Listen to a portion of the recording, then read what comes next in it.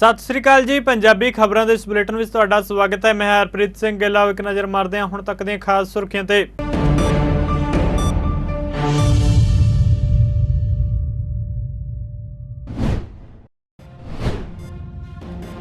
जम्मू कश्मीर के उप राज्यपाल मनोज सिन्हा ने G20 बैठक के तीजे सैर सपाटा कार्य समूह की बैठक को किया संबोधन।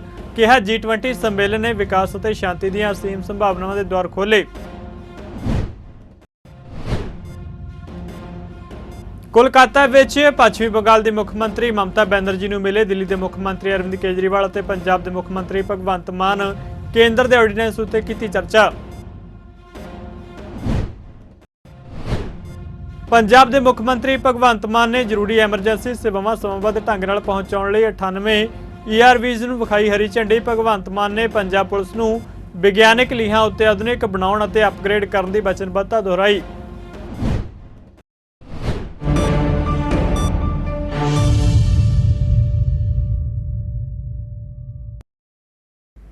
ते हुण खबरां विस्तार नाल। जम्मू कश्मीर के उप राज्यपाल मनोज सिन्हा ने G20 के तीजे सैर सपाटा कार्य समूह की बैठक को संबोधन किया।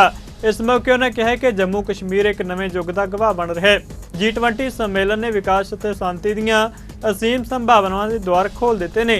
सिन्हा ने सभा को संबोधन करदे कहा कि प्रधानमंत्री नरेंद्र मोदी की अगवाई में जम्मू कश्मीर एक नवे युग का गवाह बन रहा है। सिन्हा ने अगे कहा कि प्रधानमंत्री नरेंद्र मोदी ने जनता को मजबूत बनाने वाले विकास प्रोजेक्टों ते केंद्र शासित प्रदेश के प्रभावी प्रशासन जरिए अतवादी ईकोसिस्टम नूं वख कर दिता है, जो सरहद पारों समर्थन नाल वधिया सी। हुण इत्थों तक कि विदेशी निवेश भी जम्मू कश्मीर विच आ रहे ने। लोग बेहतर समय वाल उत्सुकता नाल वेख रहे हैं। उपराज्यपाल ने जम्मू कश्मीर के बदलाव ते चानना पाउंदे कहा कि जमीनी लोकतंत्र मजबूत होया, नवे उद्योग आ रहे हैं, खेती का तेजी नाल विकास साडे पिंडां नूं खुशहाल बना रहा है।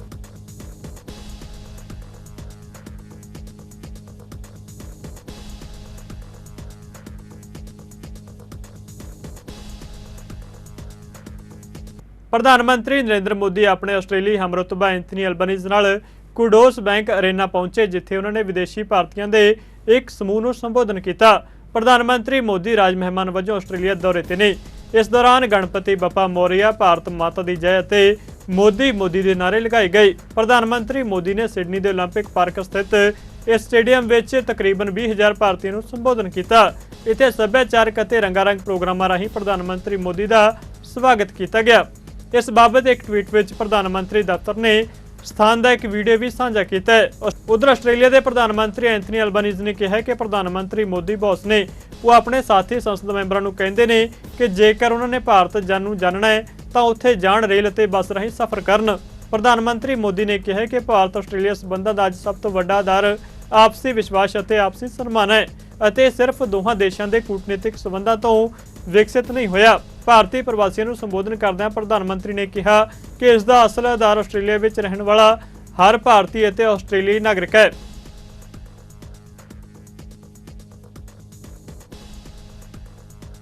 दिल्ली के मुख्यमंत्री अरविंद केजरीवाल ने केंद्र सरकार के ऑर्डीनेंस को लेकर पश्चिमी बंगाल के मुख्यमंत्री ममता बैनर्जी नाल मुलाकात की है। इस दौरान पंजाब के मुख्यमंत्री भगवंत मान, दिल्ली सरकार में कैबिनेट मंत्री आतिशी, संसद मैंबर संजय सिंह और राघव चड्ढा मौजूद रहे। मीटिंग तो बाद आम आदमी पार्टी के कौमी कन्वीनर अरविंद केजरीवाल ने कहा कि जिथे भाजपा की सरकार नहीं होंदी उत्थे राज्यपाल राही शासन चलाया जाता है। केजरीवाल ने दावा किया कि साडी सरकार नूं काम नहीं करन दिता जा रहा। अजिही स्थिति में इस हंकारी सरकार नूं हटाउणा जरूरी हो गया। उत्थे ही TMC प्रधान ममता बैनर्जी ने कहा कि पार्टी केंद्र वालों दिल्ली सरकार खिलाफ लिआंदे गए ऑर्डीनेंस का विरोध करेगी। उन्हें कहा कि असीं सारियां पार्टियां इस मुद्दे उत्ते इकट्ठे होने की अपील करते हैं। बैनर्जी ने कहा कि सारियां पार्टियां नूं राज्य सभा में इसके खिलाफ वोट करना चाहिए है। इस दे नाल ही पंजाब के मुख्यमंत्री भगवंत मान ने ऑर्डीनेंस खिलाफ समर्थन देने लिए TMC मुखी का धन्यवाद किया है। दस दिए कि केजरीवाल दिल्ली में प्रशासनिक सेवाओं के कंट्रोल को लेकर ऑर्डीनेंस को लेकर केंद्र सरकार खिलाफ अपनी लड़ाई में विरोधी पार्टियों का समर्थन हासिल करने की कोशिश कर रहे हैं।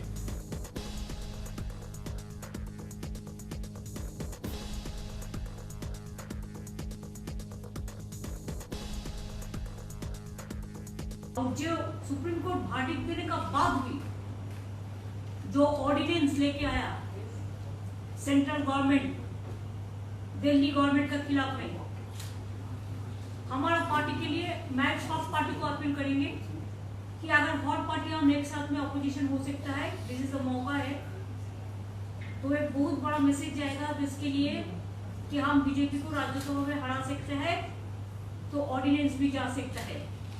ये बीजेपी को हराने के लिए 24 से पहले एक बहुत मौका मिल गया। हमारा पार्टी से हम डिसाइड किया है हम ये ऑर्डिनेंस को विरोध करेंगे और हम सुप्रीम कोर्ट का पास हम इसको जस्टिस मांगेंगे। आज कलकत्ता मेरा इसलिए आना हुआ क्योंकि आप सब लोग जानते हैं जब हमारी 2015 में सरकार बनी थी पहली बार दिल्ली में, जैसे ही हमारी सरकार बनी इन लोगों ने नोटिफिकेशन, केंद्र सरकार ने नोटिफिकेशन पास करके, एक नोटिफिकेशन, सिंपल नोटिफिकेशन पास करके दिल्ली की चुनी हुई सरकार की सारी पावर्स छीन ली कि हम किसी ऑफिसर की ट्रांसफर पोस्टिंग नहीं कर सकते, अगर कोई ऑफिसर गलत काम करे तो हम उसकी डिसिप्लिनरी प्रोसीडिंग नहीं कर सकते, ये सारी पावर हमसे छीन ली। 8 साल तक दिल्ली के लोगों ने संघर्ष किया, हम सुप्रीम कोर्ट गए। 8 साल के संघर्ष के बाद सुप्रीम कोर्ट ने हमारे पक्ष में ऑर्डर किया, दिल्ली की जनता जीत गई। लेकिन जैसे ही ऑर्डर आया सुप्रीम कोर्ट का, 1 हफ्ते के बाद इन्होंने ऑर्डिनेंस लाके जो सुप्रीम कोर्ट का ऑर्डर था उसको उन्होंने पलट दिया, और उस दिन पलटा जिस दिन सुप्रीम कोर्ट वेकेशन पे जा रहा था। इसका मतलब इनके दिल में काला था, इन्हें पता था कि अगर सुप्रीम कोर्ट होता तो अगले दिन उसके ऊपर स्टे लग जाता, तो इनका ऑर्डिनेंस गलत है। इन लोगों ने जिस तरह से डेमोक्रेसी का मजाक बना दिया है, जहां भी 3 तरीके से ये चुनी हुई सरकारों को तंग कर रहे हैं। एक, पहली चीज कि जहां पे बीजेपी की सरकार नहीं बनती वहां ये एमएलए खरीद के सरकार गिरा देते हैं उस पार्टी की और अपनी बीजेपी की सरकार बना लेते हैं। दूसरा, जहां बीजेपी की सरकार नहीं बनती वहां ये ईडी और सीबीआई को इस्तेमाल करके दूसरी पार्टी के एमएलए को डराते हैं, धमकाते हैं, उनको तोड़ लेते हैं और उनकी सरकार गिरा के बीजेपी की सरकार बना लेते हैं। तीसरा, जहां बीजेपी की सरकार नहीं बनती वहां कानून का गलत इस्तेमाल करके, गवर्नर के जरिए ऑर्डिनेंस पास करके ये तरह तरह से उस नॉन बीजेपी गवर्नमेंट को काम ही नहीं करने दे रहे। हमने वेस्ट बंगाल में भी देखा गवर्नर कैसे तंग कर रहे हैं, हमने वहां भी देखा, पंजाब में भी देख रहे थे, पूरे तमिलनाडु में देख रहे हैं, तेलंगाना में देख रहे हैं किस तरह से गवर्नर तंग कर रहे हैं। और अब दिल्ली के अंदर इन्होंने जो किया वो तो बिल्कुल ही जनतंत्र के खिलाफ है। एक तरह से ये बोल रहे हैं कि हम सुप्रीम कोर्ट को भी नहीं मानते, तो ये इनको बहुत ज्यादा अहंकार हो गया है, और अहंकार जब हो जाता है आदमी को तो फिर वो बहुत स्वार्थी हो जाता है, फिर वो देश के बारे में नहीं सोचता। तो मैं समझता हूँ कि आने वाले समय में देश की जनता को ये देख के अब इस अहंकारी सरकार को हटाना चाहिए। तो एक तो मैं दीदी का शुक्रिया अदा करना चाहता हूँ कि राज्यसभा के अंदर इन्होंने कहा कि हम सपोर्ट करेंगे, और मैं समझता हूँ कि अगर राज्यसभा में ये बिल गिर जाता है तो ये एक तरह से सेमीफाइनल हो जाएगा 2024 का।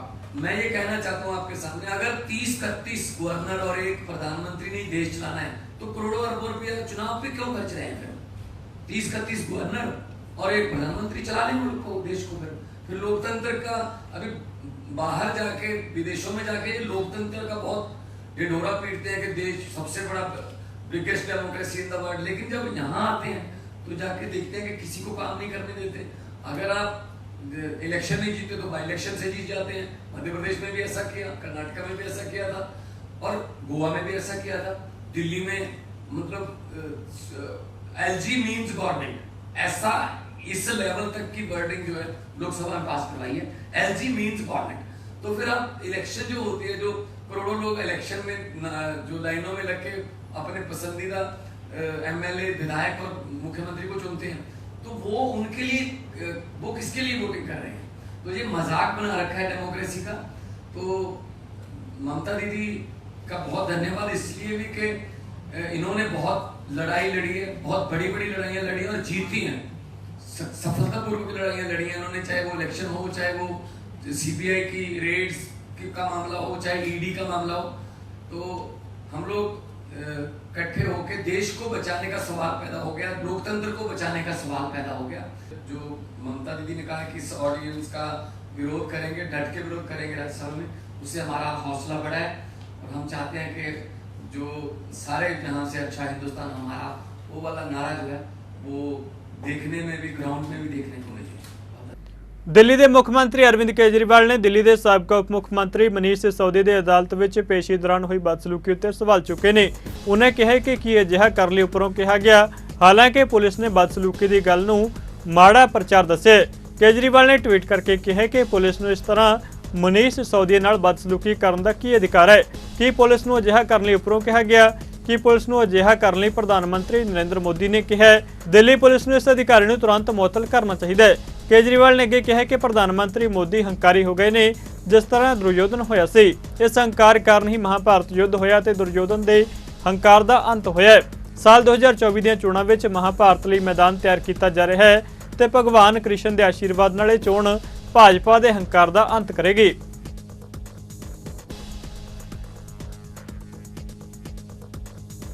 ਅਪਰਾਧ ਨਾਲ ਨਜਿੱਠਣ ਲਈ ਪੰਜਾਬ ਪੁਲਿਸ ਨੂੰ ਵਧੇਰੇ ਪ੍ਰਭਾਵੀ, ਤੁਰੰਤ ਅਤੇ ਜਵਾਬਦੇਹ ਬਣਾਉਣ ਦੇ ਮੰਤਵ ਨਾਲ ਪੰਜਾਬ ਦੇ ਮੁੱਖ ਮੰਤਰੀ ਭਗਵੰਤ ਮਾਨ ਨੇ ਅੱਜ 98 ਐਮਰਜੈਂਸੀ ਰਿਸਪਾਂਸ ਵਹੀਕਲਜ਼ ERVs ਦੇ ਫਲੀਟ ਨੂੰ ਹਰੀ ਝੰਡੀ ਵਿਖਾ ਕੇ ਰਵਾਨਾ ਕੀਤਾ, ਤਾਂ ਜੋ ਮੁਸ਼ਕਲਾਂ ਵਿੱਚ ਫਸੇ ਵਿਅਕਤੀਆਂ ਨੂੰ ਲੋੜੀਂਦੀਆਂ ਐਮਰਜੈਂਸੀ ਸੇਵਾਵਾਂ, ਐਮਰਜੈਂਸੀ ਰਿਸਪਾਂਸ ਸਪੋਰਟ ਸਿਸਟਮ ਜਾਂ ਡਾਇਲ 112 ਉੱਤੇ ਕਾਲ ਪ੍ਰਾਪਤ ਕਰਨ ਤੋਂ ਬਾਅਦ ਸਮਾਂਬੱਧ ਢੰਗ ਨਾਲ ਮੁਹੱਈਆ ਕੀਤੀਆਂ ਜਾ ਸਕਣ। ਮੁੱਖ ਮੰਤਰੀ ਨੇ ERVs ਨੂੰ ਹਰੀ ਝੰਡੀ ਵਿਖਾ ਕੇ ਰਵਾਨਾ ਕਰਨ ਤੋਂ ਬਾਅਦ ਪੱਤਰਕਾਰਾਂ ਨਾਲ ਗੱਲ ਵੀ ਕੀਤੀ। ਇਸ ਮੌਕੇ ਉਹਨਾਂ ਕਿਹਾ ਕਿ ਇਸ ਨੂੰ ਕਿਸੇ ਵੀ ਤਰ੍ਹਾਂ ਦੇ ਐਮਰਜੈਂਸੀ ਹਾਲਾਤ ਵਿੱਚ ਲੋਕਾਂ ਦੀ ਮਦਦ ਲਈ ਇਤਿਹਾਸਿਕ ਪਹਿਲਕਦਮੀ ਕਰਾਰ ਦਿੱਤਾ ਜਾ ਸਕਦਾ ਹੈ। ਉਹਨਾਂ ਕਿਹਾ ਕਿ ਮੋਬਾਈਲ ਡਾਟਾ ਟਰਮੀਨਲਜ਼ ਅਤੇ ਗਲੋਬਲ ਪੋਜੀਸ਼ਨਿੰਗ ਸਿਸਟਮ ਨਾਲ ਲੈਸ ERVs ਕਿਸੇ ਵੀ ਅਪਰਾਧਿਕ ਘਟਨਾ ਦੇ ਮੌਕੇ ਤੁਰੰਤ ਮੌਕੇ ਤੇ ਪਹੁੰਚਣਗੇ ਅਤੇ ਸੂਬੇ ਦੇ ਸਾਰੇ 28 ਪੁਲਿਸ ਜ਼ਿਲ੍ਹਿਆਂ ਦੇ ਥਾਣਿਆਂ ਅਧੀਨ ਤਾਇਨਾਤ ਕੀਤੇ ਜਾਣਗੇ। ਭਗਵੰਤ ਮਾਨ ਨੇ ERVs ਦੀ ਸ਼ੁਰੂਆਤ ਨੂੰ ਲੋਕਾਂ ਦੀ ਸਹੂਲਤ ਲਈ ਪੁਲਿਸ ਦੇ ਆਧੁਨਿਕੀਕਰਨ ਵੱਲ ਵੱਡਾ ਕਦਮ ਕਰਾਰ ਦਿੱਤਾ। ਪੰਜਾਬ ਪੁਲਿਸ ਜਿਹੜੀ ਹੈ ਉਹਨੂੰ ਅਪਡੇਟ ਕਰਨਾ, ਸਮੇਂ ਦੀ ਹਾਨੀ ਬਣਾਉਣਾ, ਕਿਉਂਕਿ ਅੱਜ ਕੱਲ੍ਹ ਟੈਕਨੋਲੋਜੀ ਦਾ ਜ਼ਮਾਨਾ ਹੈ। ਪੁਰਾਣੇ ਯੰਤਰ ਜਿਹੜੇ ਨੇ ਉਹ ਉਨੇ ਕਾਰਗਰ ਸਾਬਤ ਨਹੀਂ ਹੁੰਦੇ। ਸੋ ਅਸੀਂ ਬਜਟ ਜਾਰੀ ਕੀਤਾ ਫੋਰਸਿਸ ਲਈ, ਕਿਉਂਕਿ ਜੇ ਸਾਹਮਣੇ ਕੋਈ ਦੁਸ਼ਮਣ ਹੈ ਉਹਦੇ ਕੋਲੇ ਜਿਹੜੀ ਟੈਕਨੋਲੋਜੀ ਹੈ, ਚਾਹੇ ਉਹ ਰਾਈਫਲ ਦੇ ਰੂਪ 'ਚ ਹੋਵੇ, ਚਾਹੇ ਉਹ ਕੋਈ ਧਮਾਕਾ ਖੇਜ ਸਮੱਗਰੀ ਜਾਂ ਕੋਈ ਹੋਰ ਉਹਦੇ ਕੋਲੇ ਕੋਈ ਉਪਕਰਨ ਹੋਵੇ, ਉਹਦਾ ਜਵਾਬ ਫਿਰ ਉਸ ਤੋਂ ਲੇਟੈਸਟ ਤੇ ਉਸ ਤੋਂ ਵਧੀਆ ਉਪਕਰਨ ਨਾਲ ਦਿੱਤਾ ਜਾ ਸਕਦਾ। ਤਾਂ ਅੱਜ ਪੰਜਾਬ ਪੁਲਿਸ ਦੇ ਮੈਂ ਕਹੂੰਗਾ ਬੇੜੇ ਦੇ ਵਿੱਚ 98 ਐਮਰਜੈਂਸੀ ਰਿਸਪੌਂਸ ਵਹੀਕਲ ਜਿਹੜੇ ਨੇ ਉਹ ਸ਼ਾਮਲ ਹੋਏ ਨੇ।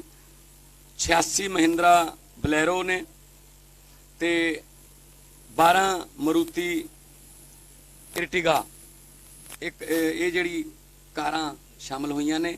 ਛੋਟੀਆਂ ਗਲੀਆਂ 'ਚ ਮਰੂਤੀ ਇਰਟਿਗਾ ਤੇ ਵੈਸੇ ਤੁਹਾਡੇ ਸਾਹਮਣੇ ਫਲੈਗ ਆਫ ਹੋਇਆ ਤਾਂ ਬਲੈਰੋ ਦੀਆਂ ਜਿਹੜੀਆਂ ਮਜ਼ਬੂਤ ਗੱਡੀਆਂ ਨੇ ਉਹ ਪੁਲਿਸ ਦੇ ਬੇੜੇ 'ਚ ਆਈਆਂ ਨੇ। ਤੇ ਇਹਨਾਂ ਗੱਡੀਆਂ ਦੇ ਵਿੱਚ ਮੋਬਾਈਲ ਡਾਟਾ ਟਰਮੀਨਲਸ ਲੱਗੇ ਹੋਏ ਨੇ, GPS ਲੱਗੇ ਹੋਏ ਨੇ, ਤਾਂ ਕਿ ਜਿਹੜਾ 112 ਨੰਬਰ ਹੈ ਉਹਦੇ ਤੇ ਡਾਇਲ ਜਦੋਂ ਕੋਈ ਕਰਦਾ ਉਹਦੀ ਜਿਹੜੀ ਉੱਥੇ ਉਸ ਜਗ੍ਹਾ ਤੇ ਪਹੁੰਚਣ ਦੀ ਟਾਈਮਿੰਗ ਘਟ ਸਕੇ। ਪਹਿਲਾਂ ਉਹ ਟਾਈਮਿੰਗ ਲਗਭਗ 20 ਤੋਂ 25 ਮਿੰਟ ਦੇ ਵਿੱਚ ਸੀਗੀ, ਪਰ ਲੇਟੈਸਟ ਗੱਡੀਆਂ ਮੁਹੱਈਆ ਕਰਾ ਕੇ ਮੈਂ ਪਹਿਲਾਂ ਵੀ ਦੱਸਿਆ ਸੀਗਾ, ਜਿਸ ਦਿਨ ਇੱਕ ਫੋਰੈਂਸਿਕ ਦੇ ਅਧਿਕਾਰੀ ਜਿਹੜੇ ਉਹਨਾਂ ਨੂੰ ਨਿਯੁਕਤੀ ਪੱਤਰ ਦਿੱਤੇ ਸੀਗੇ ਕਿ ਗੂਗਲ, ਜਦੋਂ ਅਸੀਂ ਇਨਵੈਸਟ ਪੰਜਾਬ ਵਾਸਤੇ ਵਪਾਰੀਆਂ ਨੂੰ ਮਿਲਣ ਗਏ ਸੀ ਤਾਂ ਮੁੰਬਈ ਦੇ ਵਿੱਚ ਗੂਗਲ ਨਾਲ ਵੀ ਮੀਟਿੰਗ ਹੋਈ ਸੀ। ਗੂਗਲ ਇਸ ਗੱਲ ਲਈ ਤਿਆਰ ਹੈ ਕਿ ਅਸੀਂ ਬਿਲਕੁਲ ਅਪਡੇਟ ਕਰ ਦਾਂਗੇ। ਮਾਡਰਨਾਈਜੇਸ਼ਨ ਆਫ ਪੁਲਿਸ ਜਿਹੜੀ ਹੈ ਉਹ ਗੂਗਲ ਵਾਲੇ ਤਿਆਰ ਨੇ। ਅਸੀਂ ਆਉਣ ਵਾਲੇ ਦਿਨਾਂ ਦੇ ਵਿੱਚ ਉਹਨਾਂ ਨੂੰ ਇੱਥੇ ਬੁਲਾ ਕੇ ਉਹਨਾਂ ਦੀ ਪੁਲਿਸ ਦੇ ਸਾਰੇ ਅਧਿਕਾਰੀਆਂ ਨਾਲ, ਸਾਈਬਰ ਕ੍ਰਾਈਮ ਵਾਲਿਆਂ ਨਾਲ, ਸਾਰਿਆਂ ਨਾਲ ਮੁਲਾਕਾਤ ਕਰਾ ਕੇ ਅਸੀਂ ਦੇਸ਼ ਦੀ ਸਭ ਤੋਂ ਅਪਡੇਟਡ ਔਰ ਦੇਸ਼ ਦੀ ਸਭ ਤੋਂ ਸਮੇਂ ਦੀ ਹਾਨੀ ਪੁਲਿਸ ਜਿਹੜੀ ਹੈ ਪੰਜਾਬ ਪੁਲਿਸ ਨੂੰ ਬਣਾਉਣਾ ਚਾਹੁੰਦੇ ਹਾਂ। ਪੰਜਾਬ ਵਿਧਾਨ ਸਭਾ ਦੇ ਸਪੀਕਰ ਕੁਲਤਾਰ ਸਿੰਘ ਸੰਧਵਾ ਵੱਲੋਂ ਪ੍ਰਸਿੱਧ ਵਿਗਿਆਨੀ ਅਤੇ ਕੁਦਰਤੀ ਸਿਹਤ ਪ੍ਰਣਾਲੀ ਦੇ ਮਾਹਿਰ ਪਦਮ ਸ਼੍ਰੀ ਡਾਕਟਰ ਖਾਦਰ ਵਲੀ ਨਾਲ ਮਿਲੇਟ ਦੀ ਖੁਰਾਕ ਨਾਲ ਰੋਗ ਮੁਕਤ ਸਿਹਤਮੰਦ ਜੀਵਨ ਸ਼ੈਲੀ ਵਿਸ਼ੇ ਉੱਤੇ ਸੰਵਾਦ ਪ੍ਰੋਗਰਾਮ ਕਰਵਾਇਆ ਗਿਆ। ਆਪਣੀ ਰਿਹਾਇਸ਼ ਵਿਖੇ ਰੱਖੇ ਸੰਖੇਪ ਪ੍ਰੋਗਰਾਮ ਮੌਕੇ ਵਿਚਾਰ ਵਟਾਂਦਰੇ ਦੌਰਾਨ ਸਪੀਕਰ ਨੇ ਕਿਹਾ ਕਿ ਸੰਯੁਕਤ ਰਾਸ਼ਟਰ ਵੱਲੋਂ ਸਾਲ 2023 ਨੂੰ ਮੋਟੇ ਅਨਾਜ ਦਾ ਕੌਮਾਂਤਰੀ ਵਰ੍ਹਾ ਐਲਾਨਿਆ ਗਿਆ। ਸਮਾਗਮ ਉਪਰੰਤ ਮੇਜ਼ਬਾਨ ਸਰਦਾਰ ਕੁਲਤਾਰ ਸਿੰਘ ਸੰਧਵਾ ਵੱਲੋਂ ਮੋਟੇ ਅਨਾਜ ਜਿਵੇਂ ਕੋਦਰਾ, ਕੰਗਣੀ, ਰਾਗੀ, ਜਵਾਰ, ਬਾਜਰੇ, ਹਰੀ ਕੰਗਣੀ ਅਤੇ ਸਵਾਂਕਾ ਤੋਂ ਤਿਆਰ ਖਾਣਾ ਸਿਹਤ ਮੰਤਰੀ ਡਾਕਟਰ ਬਲਬੀਰ ਸਿੰਘ, ਖੇਡ ਤੇ ਵਾਤਾਵਰਣ ਮੰਤਰੀ ਗੁਰਮੀਤ ਸਿੰਘ ਮੀਤਹਿਰ ਸਣੇ ਵਿਧਾਇਕਾਂ ਅਤੇ ਵੱਖ-ਵੱਖ ਵਿਭਾਗਾਂ ਦੇ ਅਧਿਕਾਰੀਆਂ ਨੇ ਖਾਧਾ। इस मौके खेती विरासत मिशन तो श्री उमेंद्र दत्त मौजूद रहे।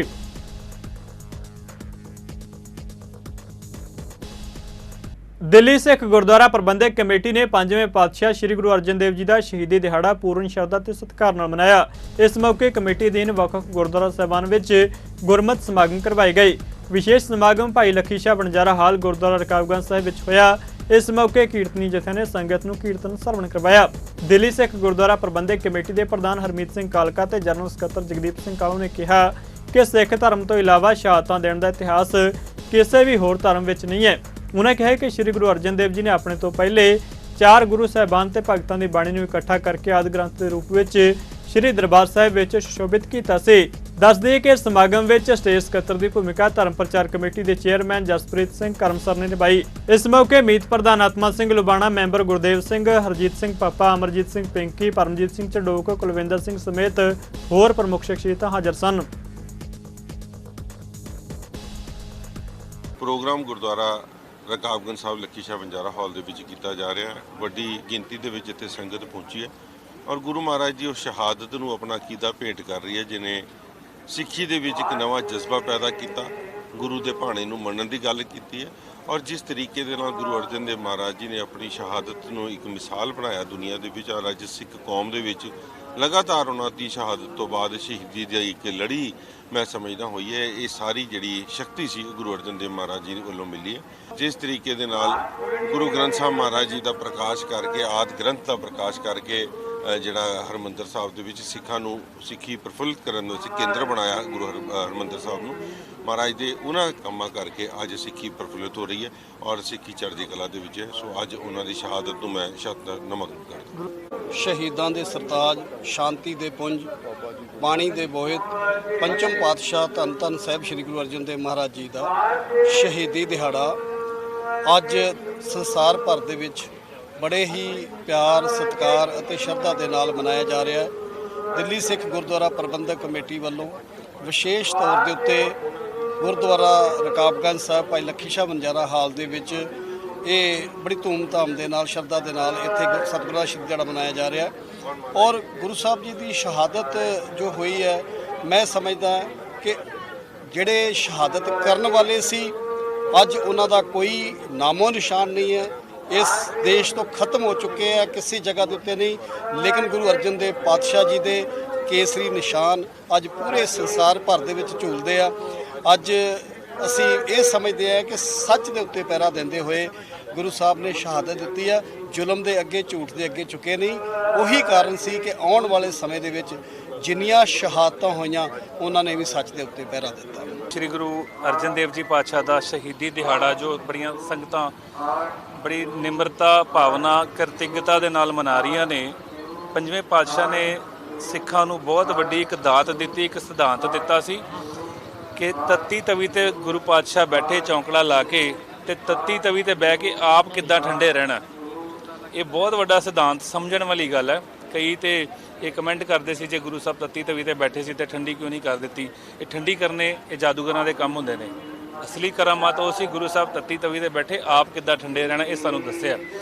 जे तुहाडे ते तशद्दद हुंदा होवे, जे तुसीं किसी औखे वेले बिखड़े पैंडिਆਂ ਦੇ ਵਿੱਚ फस जाओ तो ठंडे किवें रहना, वो ठंडा रहना नाम दे नाल। गुरु साहब आप कह रहे हैं कल ताती ठंडा हरनाओ, ये तत्तियां हवावां वाला कलयुग है। इस दे विच हरि दा नाम ठंडा। सगल उद्यम है उद्यम भला हर का नाम जपो जी सदा। इस सारिਆਂ उद्यमां नालों मेन उद्यम है जो ਆਪਾਂ रोज़ाना की जिंदगी ਦੇ ਵਿੱਚ उद्यम करते हैं अपने कारोबारां वास्ते, अपने घरां ਨੂੰ ਚਲਾਉਣ ਵਾਸਤੇ, ਬੱਚਿਆਂ ਨੂੰ ਪਾਲਣ ਵਾਸਤੇ। ਜਿਹੜੇ ਆਪਾਂ ਜਿੰਨੇ ਵੀ ਦਿਨਚਰਿਆ ਦੀ ਜ਼ਿੰਦਗੀ ਦੇ ਵਿੱਚ ਆਪਾਂ ਉਦਮ ਕਰਦੇ ਹਾਂ, ਸਾਰਿਆਂ ਨਾਲੋਂ ਵੱਡਾ ਉਦਮ ਹੈ ਹਰੀ ਦਾ ਨਾਮ ਜਪਣਾ। ਗੁਰੂ ਸਾਹਿਬ ਕਹਿ ਰਹੇ ਨੇ ਇਹ ਸ਼ਹਾਦਤਾਂ ਦੇ ਦਿਹਾੜੇ ਮਨਾਏ ਤਾਂ ਸਫਲ ਨੇ ਜੇ ਆਪਾਂ ਉਸ ਨਾਮ ਨੂੰ ਆਪਣੇ ਹਿਰਦੇ ਵਿੱਚ ਵਸਾ ਲੈਂਦੇ ਹਾਂ। ਸੋ ਆਪਾਂ ਗੁਰੂ ਸਾਹਿਬ ਕਿਰਪਾ ਕਰਨ ਸਾਡੇ ਹਿਰਦਿਆਂ ਦੇ ਵਿੱਚ ਉਹ ਸੱਚਾ ਨਾਮ ਵਸ ਜਾਵੇ। ਹਿੰਦ ਦੀ ਚਾਦਰ ਸ਼੍ਰੀ ਗੁਰੂ ਅਰਜਨ ਦੇਵ ਜੀ ਦਾ ਸ਼ਹੀਦੀ ਗੁਰਪੁਰਬ ਗੁਰਦੁਆਰਾ ਮਹੱਲਾ ਕਰਤਾਰਪੁਰਾ ਕਹੂਟਾ ਨਾਭਾ ਵਿਖੇ ਬੜੀ ਸ਼ਰਧਾ ਤੇ ਭਾਵਨਾ ਦੇ ਨਾਲ ਮਨਾਇਆ ਗਿਆ। ਇਸ ਦੌਰਾਨ ਸ਼੍ਰੀ ਅਖੰਡ ਪਾਠ ਸਾਹਿਬ ਜੀ ਦੇ ਭੋਗ ਪਾਏ ਗਏ ਉਪਰੰਤ ਰਾਗੀ ਸਿੰਘਾਂ ਵੱਲੋਂ ਗੁਰਬਾਣੀ ਕੀਰਤਨ ਕੀਤਾ ਗਿਆ। ਸ਼੍ਰੀ ਗੁਰੂ ਗ੍ਰੰਥ ਸਾਹਿਬ ਜੀ ਦੀ ਛਤਰ ਛਾਇਆ ਹੇਠ ਪੰਜ ਪਿਆਰਿਆਂ ਦੀ ਅਗਵਾਈ ਵਿੱਚ ਨਗਰ ਕੀਰਤਨ ਸਜਾਇਆ ਗਿਆ। ਨਗਰ ਕੀਰਤਨ ਦੀ ਆਰੰਭਤਾ ਹੈੱਡ ਗ੍ਰੰਥੀ ਭਾਈ ਹਿੰਮਤ ਸਿੰਘ ਜੀ ਵੱਲੋਂ ਅਰਦਾਸ ਉਪਰੰਤ ਕੀਤੀ ਗਈ। ਇਸ ਮੌਕੇ ਹੈੱਡ ਗ੍ਰੰਥੀ ਭਾਈ ਹਿੰਮਤ ਸਿੰਘ ਵੱਲੋਂ ਸ਼੍ਰੀ ਗੁਰੂ ਗ੍ਰੰਥ ਸਾਹਿਬ ਜੀ ਦਾ ਪਾਵਨ ਸਰੂਪ ਆਦਿ ਸਤਿਕਾਰ ਤੇ ਸ਼ਰਧਾ ਭਾਵਨਾ ਨਾਲ ਫੁੱਲਾਂ ਨਾਲ ਸਜੀ ਪਾਲਕੀ ਵਿੱਚ ਸ਼ੋਭਿਤ ਕੀਤਾ ਗਿਆ।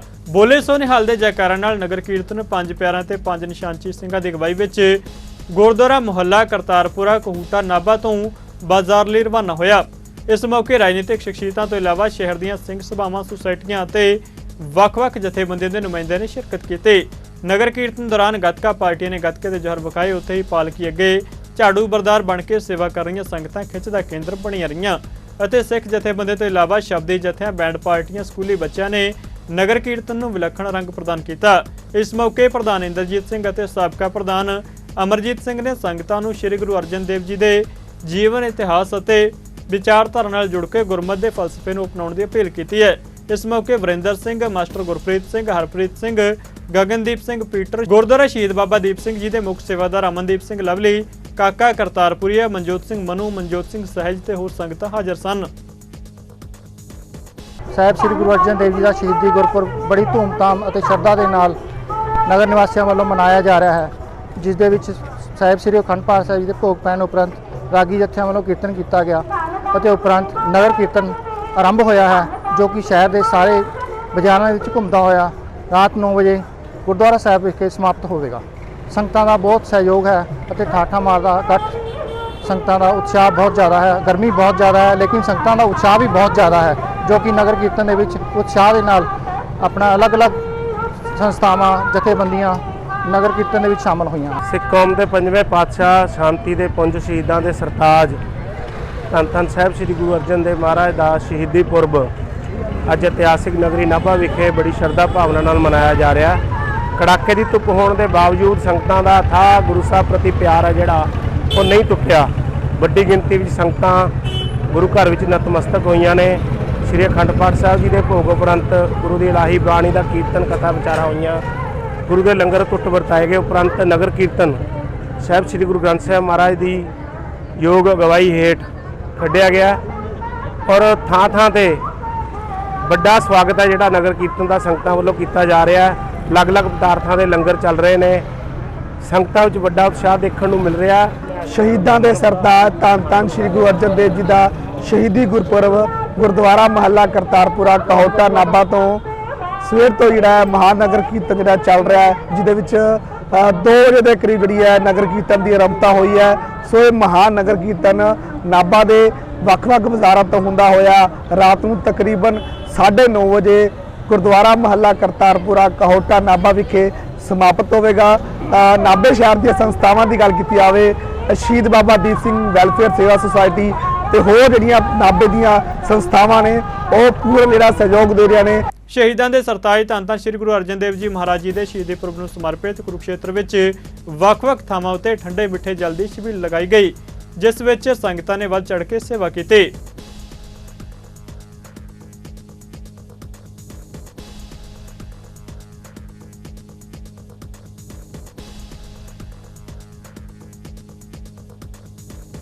ਦਿੱਲੀ ਸਿੱਖ ਗੁਰਦੁਆਰਾ ਪ੍ਰਬੰਧਕ ਕਮੇਟੀ ਦੇ ਪ੍ਰਧਾਨ ਹਰਮੀਤ ਸਿੰਘ ਕਾਲਕਾ ਤੇ ਜਨਰਲ ਸਕੱਤਰ ਜਗਦੀਪ ਸਿੰਘ ਕਾਲੋਂ ਨੇ ਦੱਸਿਆ ਕਿ ਦਿੱਲੀ ਯੂਨੀਵਰਸਿਟੀ ਅਧੀਨ ਆਉਂਦੇ ਕਾਲਜਾਂ ਵਿੱਚ ਦਾਖਲੇ ਵਾਸਤੇ ਘੱਟ ਗਿਣਤੀ ਵਰਗ ਦੇ ਵਿਦਿਆਰਥੀਆਂ ਲਈ ਘੱਟ ਗਿਣਤੀ ਸਰਟੀਫਿਕੇਟ ਸਿਰਫ ਦਿੱਲੀ ਸਿੱਖ ਗੁਰਦੁਆਰਾ ਪ੍ਰਬੰਧਕ ਕਮੇਟੀ ਹੀ ਜਾਰੀ ਕਰੇਗੀ ਅਤੇ ਹੋਰ ਕੋਈ ਸੰਸਥਾ ਇਹ ਸਰਟੀਫਿਕੇਟ ਜਾਰੀ ਨਹੀਂ ਕਰੇਗੀ।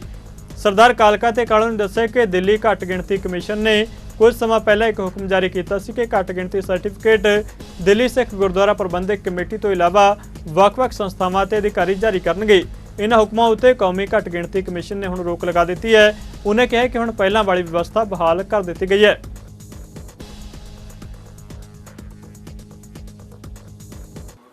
ਮੈਂ ਸਮੂਚੇ ਪੇਰੈਂਟਸ ਨੂੰ ਔਰ ਉਹਨਾਂ ਦੇ ਬੱਚਿਆਂ ਨੂੰ ਜਿਹੜਾ ਨੇ ਹੁਣ ਅਗਲੇ ਸਮੇਂ ਦੇ ਵਿੱਚ ਐਡਮਿਸ਼ਨਾਂ ਕਾਲਜਿਸ ਦੇ ਵਿੱਚ ਔਰ ਹਾਇਰ ਸਟੱਡੀਜ਼ ਵਾਸਤੇ ਲੈਣੀ ਹੈ ਔਰ ਮਿਨੋਰਟੀਜ਼ ਦਾ ਸਟੇਟਸ ਅਵੇਲ ਕਰਨਾ, ਉਹਦੇ ਵਾਸਤੇ ਇੱਕ ਬਹੁਤ ਵੱਡੀ ਖੁਸ਼ਖਬਰੀ ਵੀ ਹੈ ਔਰ ਇਨਫੋਰਮੇਸ਼ਨ ਵੀ ਹੈ ਕਿ ਦਿੱਲੀ ਸਿੱਖ ਗੁਰਦੁਆਰਾ ਪ੍ਰਬੰਧਕ ਕਮੇਟੀ ਜਿਹੜੀ ਹਰ ਸਾਲ ਇਹ ਮਿਨੋਰਟੀ ਦੇ ਸਰਟੀਫਿਕੇਟ ਇਸ਼ੂ ਕਰਦੀ ਸੀ, ਮਗਰ ਇਸ ਵਾਰੀ ਦਿੱਲੀ ਮਿਨੋਰਟੀ ਕਮਿਸ਼ਨ ਵੱਲੋਂ ਇਹਦੇ ਉੱਤੇ ਕਿਧਰੇ ਨਾ ਕਿਧਰੇ ਅਟਕਲਾਂ ਲਗਾਉਣ ਦੀ ਕੋਸ਼ਿਸ਼ ਕੀਤੀ ਗਈ ਸੀ, ਮਗਰ ਨੈਸ਼ਨਲ ਮਿਨੋਰਟੀ ਕਮਿਸ਼ਨ ਦੇ ਚੇਅਰਮੈਨ ਸਾਹਿਬ ਨੇ ਔਰ ਉਸ ਕਮਿਸ਼ਨ ਨੇ ਬਿਲਕੁਲ ਕਲੀਅਰ ਇੰਡੀਕੇਸ਼ਨਸ ਯੂਨੀਵਰਸਿਟੀਜ਼ ਨੂੰ ਦੇ ਦਿੱਤਾ ਕਿ ਇਹਦਾ ਇਖਤਿਆਰ ਸਿਰਫ ਦਿੱਲੀ ਸਿੱਖ ਗੁਰਦੁਆਰਾ ਪ੍ਰਬੰਧਕ ਕਮੇਟੀ ਕੋਲ ਹੈ ਇਹ ਇਸ਼ੂਜ਼ ਇਸ਼ੂ ਕਰਨ ਦਾ, ਕਿਉਂਕਿ ਇਹ ਪਾਰਲੀਮੈਂਟ ਦੇ ਅਧੀਨ ਬਣੀ ਹੋਈ ਕਮੇਟੀ ਹੈ ਔਰ ਇਹਨਾਂ ਕੋਲੋਂ ਸਾਰੇ ਸੋਰਸਿਸ ਸਾਰੇ ਮੀਨਸ ਹੈਗੇ ਨੇ ਇਸ ਸਰਟੀਫਿਕੇਟਸ ਨੂੰ ਬਣਾਉਣ ਦੇ ਔਰ ਉਹਨਾਂ ਨੂੰ ਚੈੱਕ ਕਰਨ ਦੇ। ਸੋ ਮੈਂ ਸੰਗਤਾਂ ਨੂੰ ਬੇਨਤੀ ਕਰਾਂਗਾ ਕਿ ਕੋਈ ਗੁੰਮਰਾਹ ਹੋਣ ਦੀ ਲੋੜ ਨਹੀਂ ਹੈ। ਦਿੱਲੀ ਸਿੱਖ ਗੁਰਦੁਆਰਾ ਪ੍ਰਬੰਧਕ ਕਮੇਟੀ ਦੇ ਦਫ਼ਤਰ ਦੇ ਵਿੱਚ ਗੁਰਦੁਆਰਾ ਰਕਾਬਗੰਜ ਸਾਹਿਬ ਗੁਰੂ ਗੋਬਿੰਦ ਸਿੰਘ ਭਵਨ ਦੇ ਵਿੱਚ ਜਿਹੜਾ ਹੈੱਡ ਆਫਿਸ ਹੈ ਉਹਦੇ ਵਿੱਚ ਆ ਕੇ ਆਪਣੇ ਮਿਨੋਰਟੀ ਸਰਟੀਫਿਕੇਟ ਤੁਸੀਂ ਬਣਵਾਓ। ਜਿਨ੍ਹਾਂ ਨੇ ਆਨਲਾਈਨ ਅਪਲਾਈ ਕਰਨਾ ਹੈ ਆਨਲਾਈਨ ਵੈਬਸਾਈਟ ਤੇ ਜਾ ਕੇ ਕਰ ਲਓ। ਮਗਰ ਇਹ ਗੁਰਦੁਆਰਾ ਪ੍ਰਬੰਧਕ ਕਮੇਟੀ ਦੇ ਦਫ਼ਤਰ ਦੇ ਵਿੱਚ ਸਵੇਰੇ 10 ਵਜੇ ਤੋਂ ਲੈ ਕੇ ਸ਼ਾਮੀ 5 ਵਜੇ ਤੱਕ ਇਹ ਮਿਨੋਰਟੀ ਸਰਟੀਫਿਕੇਟ ਇਸ਼ੂ ਕੀਤੇ ਜਾਣਗੇ ਔਰ ਜਿਹੜੇ ਕੇਵਲ ਤੇ ਕੇਵਲ ਜਿਹੜੇ ਕਾਲਜਿਸ ਵਿੱਚ ਔਰ ਯੂਨੀਵਰਸਿਟੀਜ਼ ਵਿੱਚ ਮਾਨੀ ਹੋਣਗੇ। ਸੋ ਸਾਰੇ ਬੱਚਿਆਂ ਨੂੰ ਮੈਂ ਬੇਨਤੀ ਕਰਾਂਗਾ ਕਿ ਕਿਧਰੇ ਵੀ ਗੁੰਮਰਾਹ ਹੋਣ ਦੀ ਲੋੜ ਨਹੀਂ ਹੈ, ਆਪਣਾ ਸਮਾਂ ਖਰਾਬ ਕਰਨ ਦੀ ਲੋੜ ਨਹੀਂ ਹੈ। ਗੁਰਦੁਆਰਾ ਪ੍ਰਬੰਧਕ ਕਮੇਟੀ ਦੇ ਦਫ਼ਤਰ ਤੁਹਾਡੇ ਲਈ ਹਮੇਸ਼ਾ ਖੁੱਲ੍ਹੇ ਹਨ। ਵਾਹਿਗੁਰੂ ਜੀ ਕਾ ਖਾਲਸਾ ਵਾਹਿਗੁਰੂ ਜੀ ਕੀ ਫਤਿਹ।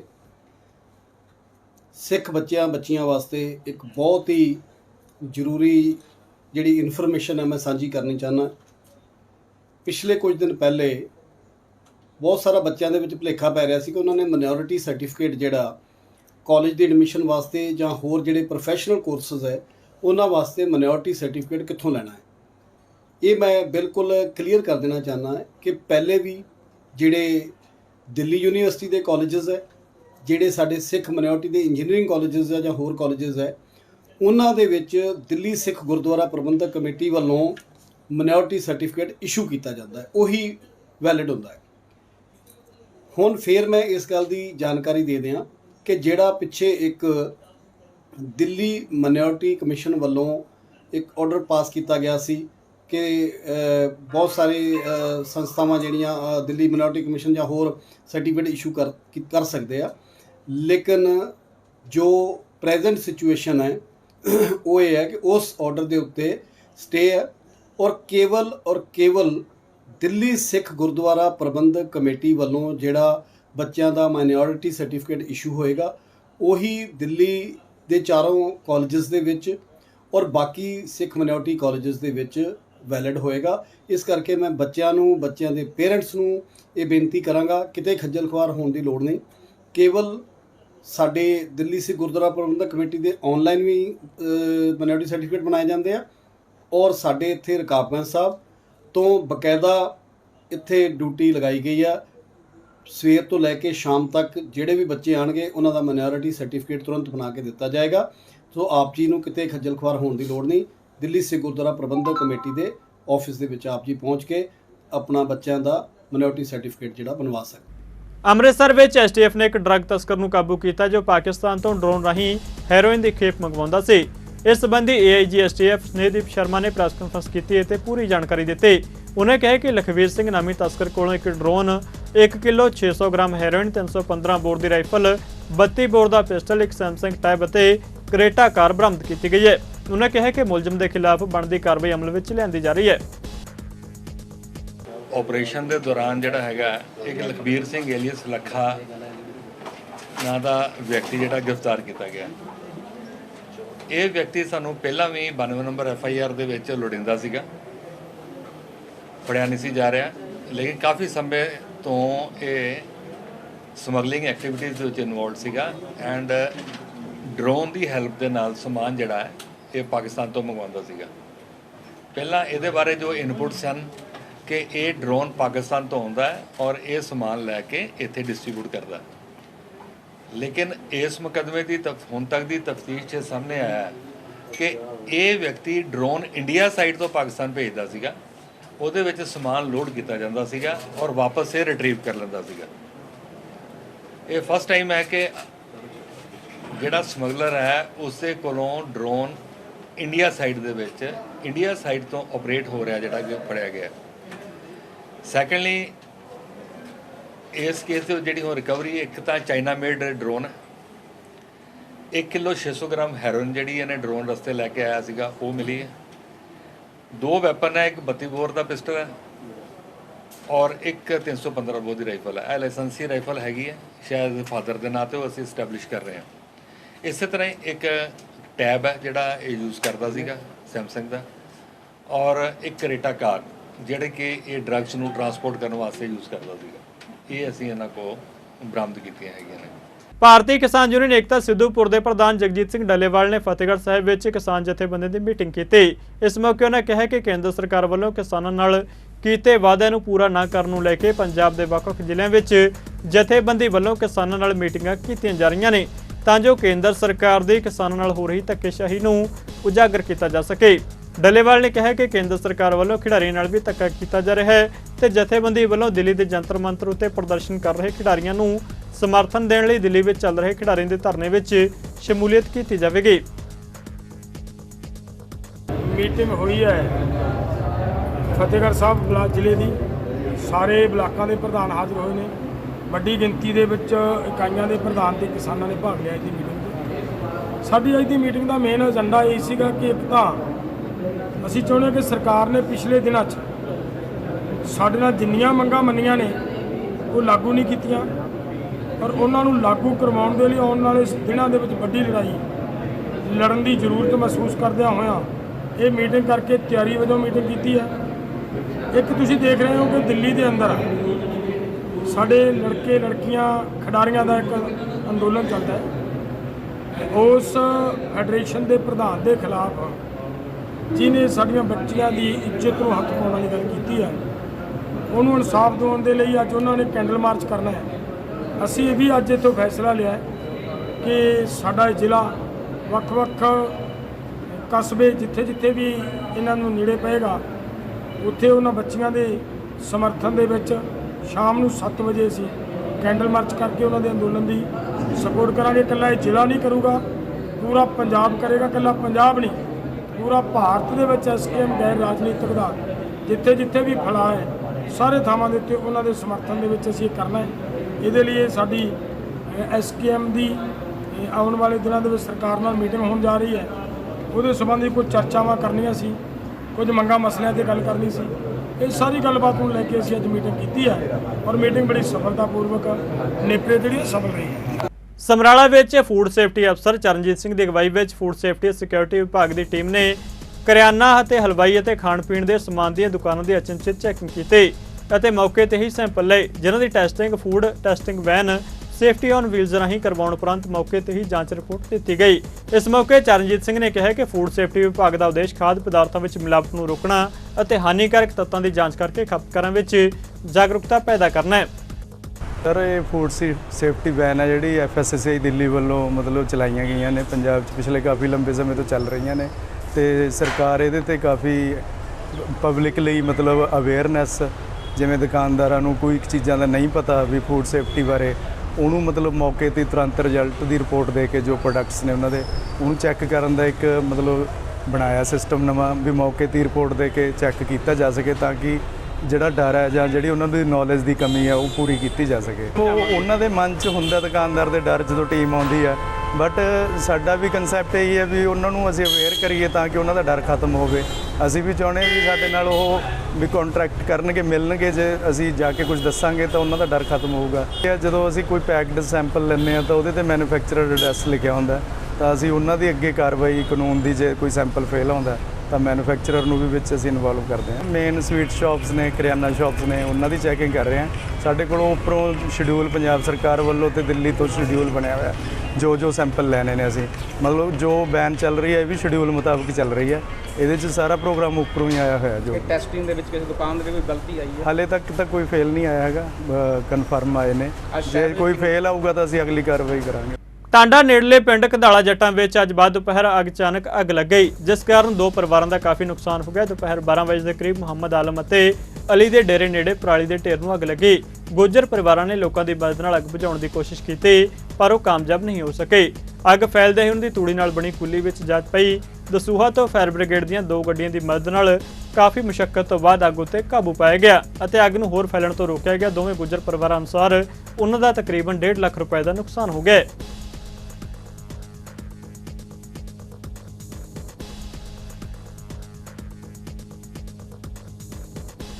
IPL 2023 ਦਾ ਪਹਿਲਾ ਕੁਆਲੀਫਾਇਰ ਮੈਚ ਅੱਜ ਗੁਜਰਾਤ ਤੇ ਚੇਨਈ ਦਰਮਿਆਨ ਚੇਨਈ ਦੇ MA ਚਿਦੰਬਰਮ ਸਟੇਡੀਅਮ ਵਿੱਚ ਖੇਡਿਆ ਜਾ ਰਿਹਾ ਹੈ। ਗੁਜਰਾਤ ਨੇ ਟਾਸ ਜਿੱਤ ਕੇ ਪਹਿਲਾਂ ਗੇਂਦਬਾਜ਼ੀ ਕਰਨ ਦਾ ਫੈਸਲਾ ਕੀਤਾ। ਅੱਜ ਦੇ ਮੈਚ ਵਿੱਚ ਜੇਤੂ ਟੀਮ ਫਾਈਨਲ ਲਈ ਕੁਆਲੀਫਾਈ ਕਰ ਲਵੇਗੀ।